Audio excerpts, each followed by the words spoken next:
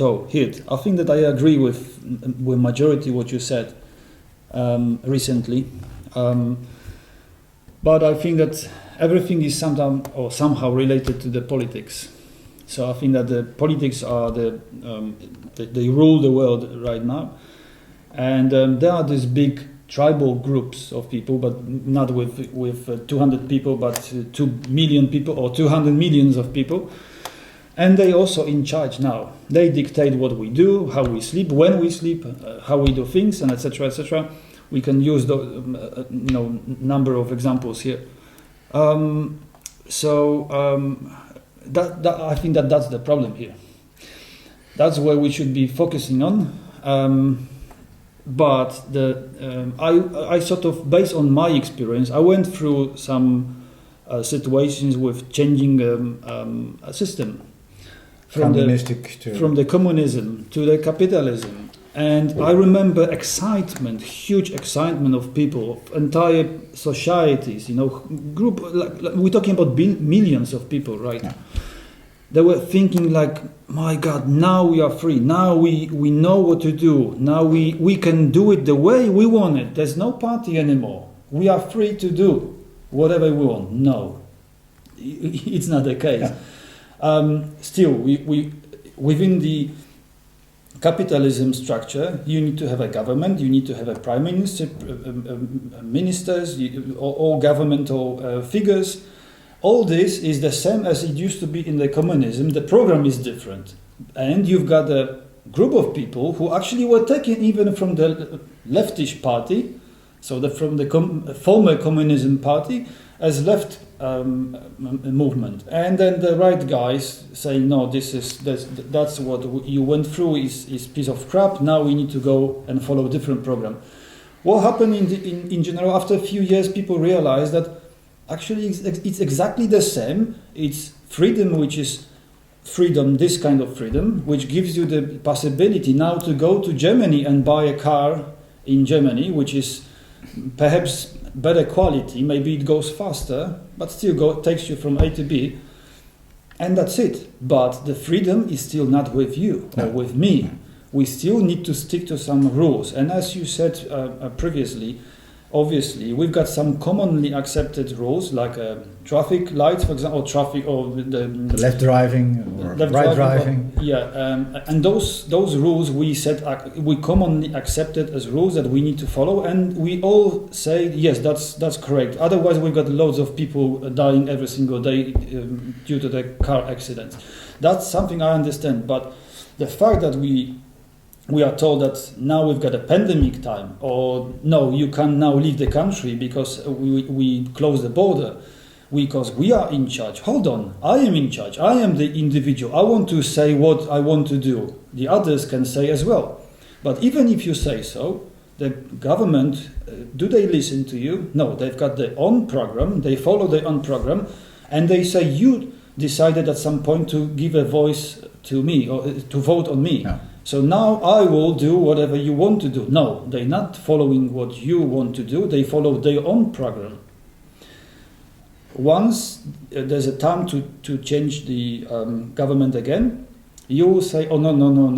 The rightish, they said they're going to do this, but they didn't do what the majority of people wanted. So now we're going to choose the opposite side, right? So we choose the other group, believing that they will finally listen to the crowd, but the crowd is not listened again. No. It's the same story. So it doesn't matter which party it is, which system it is, we still follow some commonly, maybe not accepted, but commonly created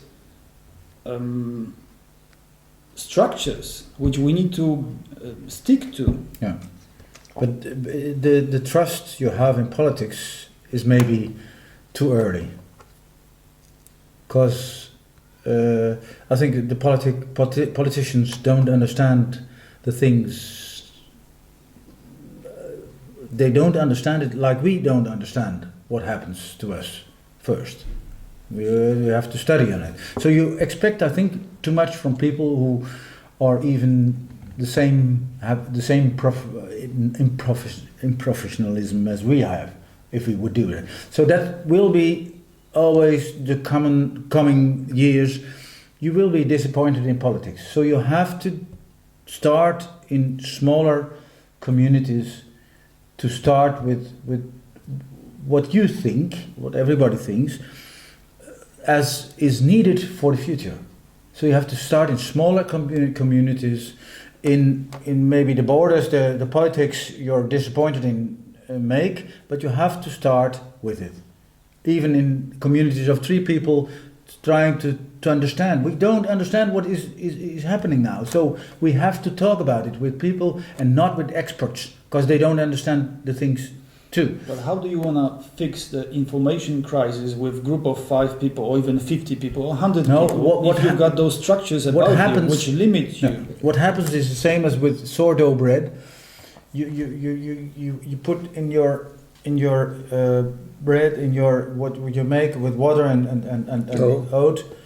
You put small sourdough in it, and then after a long time it grows. Everything is so. If people are watching you in a smaller community or well, why do they look so healthy and glad?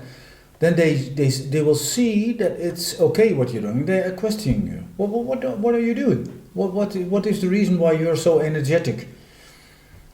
And well, how is it possible you don't drink alcohol so much, or other things they see on you? Because the children see it with me as a teacher, but the adults will see it too. That is happening something there. It's okay for you. Your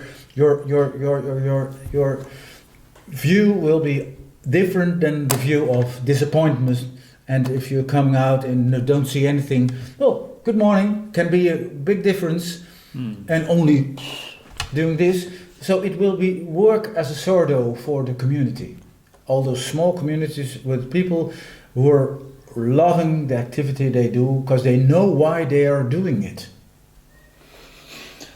But do you still believe that this will help the world to change? It's the only way, I think.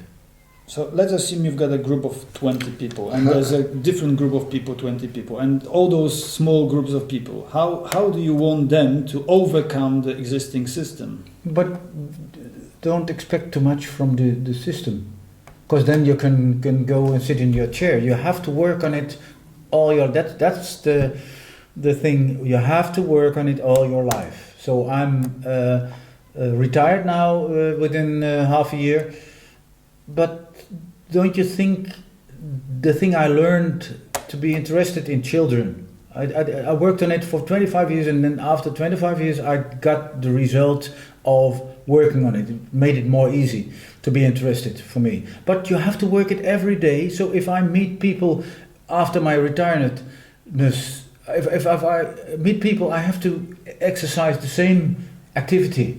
And if I can't bring it, I won't be interesting for them. Well, that's a dull figure, I think they will think. But they will see if I'm working on it. They will see it. I know, they see the passion, the dedication, I know. And you can pass it on to them. That's something I can understand. But do you think that you can, with this, let's say, activities, you can sort of stimulate those kids to be different creatures or entities in the future? If they have seen a teacher who enjoys coming into a classroom where everybody is fighting and making noise, and he enjoys it, just a little smile on his face, and he makes a remark, or he puts something on the whiteboard or the blackboard, or makes a joke about it, and it just starts the lesson.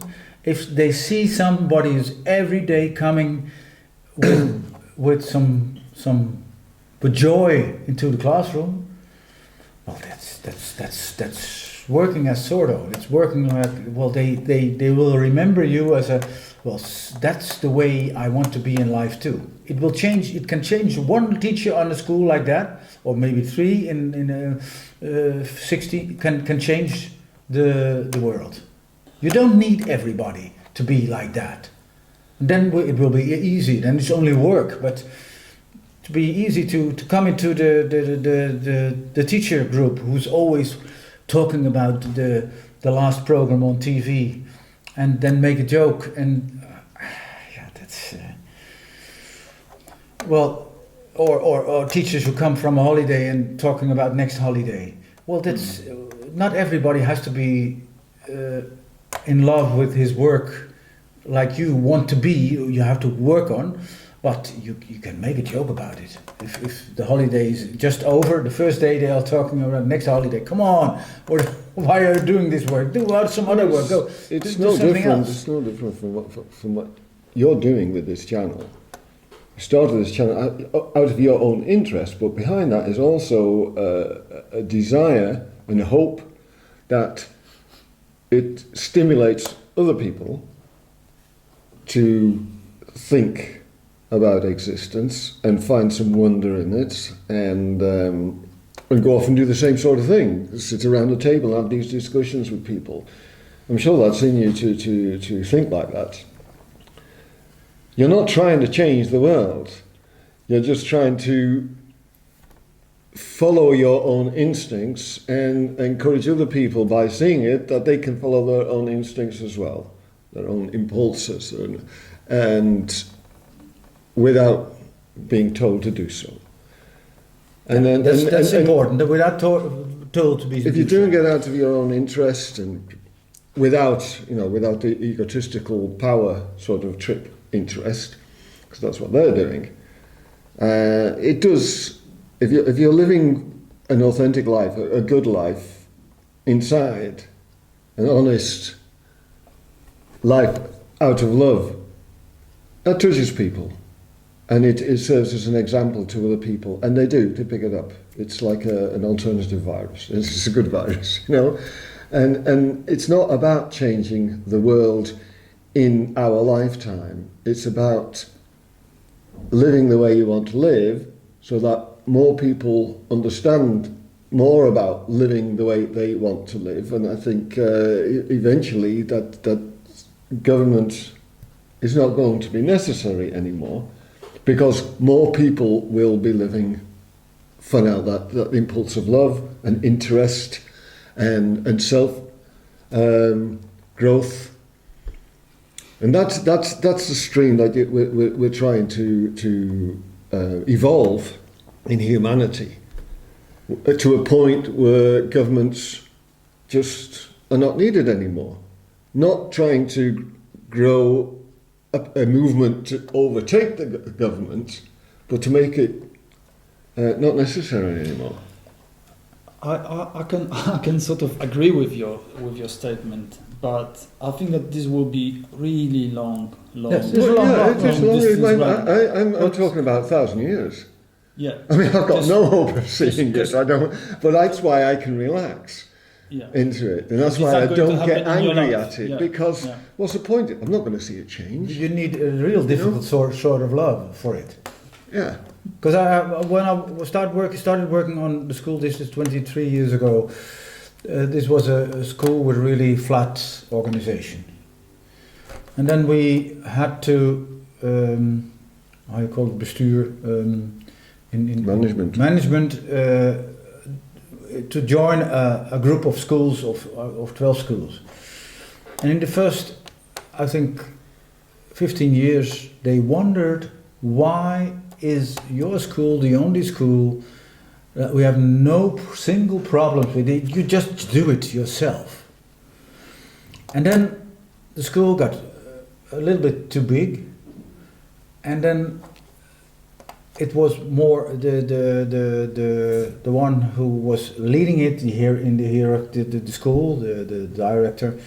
It was a little bit too long in it, and you get this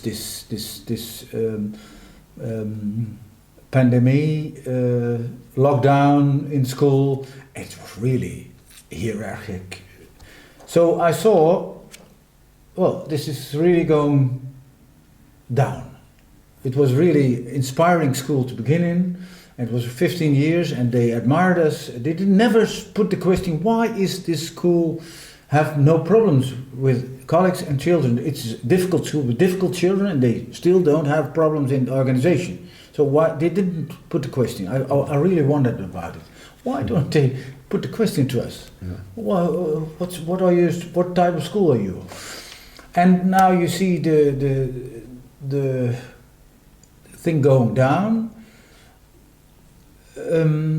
Well, why should I be disappointed? I did my things there. They liked my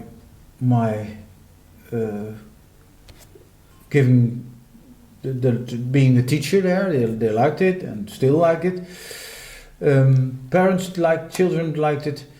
I learned a lot, but from out of the bigger organization, it's maybe difficult. I don't know. Maybe it's difficult for a leader to retire out of himself or have the control and think, well, I did this organization. Yeah, you got to think. I mean, leaders have got to go through the same consciousness problem. They've got to go through this evolution as well. Yeah. And really, they're still at that ego power Yeah. stage of development. You know, the alpha males and everything, and alpha females. So it will be a long way to go. And because you can't change the government, because you can't change the world in your lifetime, the only thing you can do is change yourself. But I think and those around you, and but this is all related to the very basic subject, which is the money. Money. Oh. So what I'm trying to say is that all this power, all those people on the positions, on the higher positions, government or in the companies, you know, directors, VPs, etc., all this is everywhere is money behind. So everyone's looking for the better conditions of their life. And if you follow that path, this path will always create some clashes. So there will be always some people thinking this or that way, because they'll be trying to get themselves into the path that gives them more money. More money means more power. More power means more money. More money again. Yeah. So what I'm trying to say is that I follow your thoughts, and I still believe that there is a chance that after hundreds, maybe thousands of years, we will eventually change our way of looking at some particular things, and perhaps this, how is it called, this social money given to some group of people. Is it called social money? No. How is it called? The guaranteed money or something like that. Basic income. Or basic income, yes, basic income. Perhaps that's the solution. Now it's been on big reset, isn't it? Well, that's one of the items. That's something which is being tested now within a couple of countries. There are two ways to look at everything. I know. It's another topic, but I just want to scratch it now, because I believe that perhaps this is the solution. Once we all get sort of similar money for perhaps not even doing the job, but because this might be replaced by the technology. So the technology might do the things for us. So we will be just living for our happiness. If that's gonna happen, then we need to find ourselves on a position to be on the same level. Otherwise, people will start thinking, no, I'm better than you because of this and that. But if you get the same income, we just start thinking, okay, what would you like to do today? Let's play guitar. Okay, let's have fun this way. We're not going to fight for money, which means you're not going to fight, which means it won't create negativity. Yeah, that's what I'm talking about. But it's a question. But maybe it's not going to happen. We need to discover. We need to. Well, this is going on to now the topics that you've got on the list of purpose, reason, and happiness. And what is happiness? You know, what is fulfillment? Yeah. Where does that come from? We're going to discuss that perhaps at some point. That's going to come out. It's going to be on your list, so it's going to come around, and this is where we've reached. Okay, because you cannot make decisions about the meaning of your life and the direction of your life, especially since okay, money, power, fulfillment, freedom. These are all things that might make you feel good. So we're pursuing actually ways of feeling good. Now, if you're told that these are the only things that are going to make you feel good, and you finally get them and find out that you don't feel good, which happens a lot. Yeah. So we have to start thinking about what is really going to make me feel good. But you can't get there by being told. You have to contemplate it. You have to think it out. You have to understand where the bigger picture of where you're going. So it's a very important this journey that we're on to discover that. And the first step on it is to see the money is really a materialistic God. In fact. You have those stories in the Bible, but the middle-aged alchemists they talked about making gold. But there is a story in the Bible. I think Nebuchadnezzar or something. He talks about a statue with a head of gold, a neck part of silver, copper, and iron legs, and. In the explanation of this dream that this Nebuchadnezzar had, the prophet tells him, well, you had the culture of the gold, and gold stands for wisdom, and iron stands for power. And I always explained it because in chemistry you talk about metals, but this is what I tell the children too, and I tell them this. The gold was not really gold. They talked about a different thing. The gold was about wisdom. And wisdom, the old cultures, they always talked about wisdom, well, that was having contact with the gods. They told it, that was their story about it. You have contact with the gods if you have wisdom. Now, people are lazy and think if you have used much power, much iron, you get gold. Well, in some sort of way they get a lot of money and can have golden kitchens or whatever they want, but the real gold, the soul gold, is not there. They will have same problems with their happiness or depressions, or the money will not that's the materialistic view. The money is not the problem because they will meet their own problems in it. And the gold, the soul gold, that's how to get the soul gold. That's the new question. Okay, back to that subject. Let's do it this way, because if I could be on the position Geert and Mike, if I could ask you to try to perhaps sum it up, our 2 hours discussion within 2 or 3 sentences. Do you think like you can say anything like that? I know it's difficult, but just at least. Let's say I think leave it to Geert. Yeah, because he's only started it. Yeah, learn him some of that. You started it, so perhaps you can say something in the end. So once again, the topic is information crisis. And so, do you see any kind of solution or any kind of way out of the problem of information crisis? Well. First sum it up 3 sentences. Information crisis. It touched to meaning crisis. Was some sort of same problem, and the last part it was about the disappointment in our leaders, in our political or the economical systems. And I think for me it's the just studying what is the real problem will deliver us the gold of insight or wisdom. Sounds very. It's enough. Optimistic. How optimistic? What? It's appearance also. All right. Perhaps let's finish it off this way, because it looks like it's. I don't think it's very optimistic, but at least there's something. So there's. It's a lot of work. It's not optimistic because it's a lot of work. So it's not in that way.